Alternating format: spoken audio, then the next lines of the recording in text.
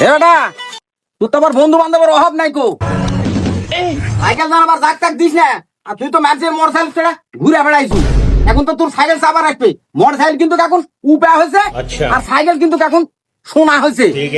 হিসাব করে চলিস, সাইকেল যখন কাকু দিবার চাবো না, এখন হাত খিলাবো তাও ভালো। কিছুক্ষণের জন্য দে তো। আমি তো দেখেছি কত যে স্বপ্ন মুখলেই ঝরে যায়, শুকনো পাতার মরমরে বাজে কত। চেয়ারম্যান সাহেব, তোমার বাইক জি একটা বড় মোটর সাইকেল আছে। না মানে মোর সাইডে একটু জ্বর সর্দি হয়েছে তো, না পা প্যারাসিটামল সব খাওয়া আসলাম, ওর একটু রেস্টের দরকার, আর আমারও শরীরে একটা ব্যায়ামের দরকার। তুই সাইকেলটা না দে তো করিম।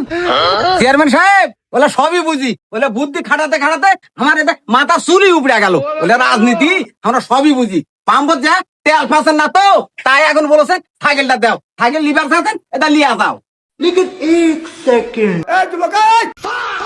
দুনিয়ার মধ্যে যদি আমারই বন্ধু বান্ধব আছে, চেয়ারম্যান যেভাবে বাস দালিয়া গেল তাকে যে বলে পারলু না।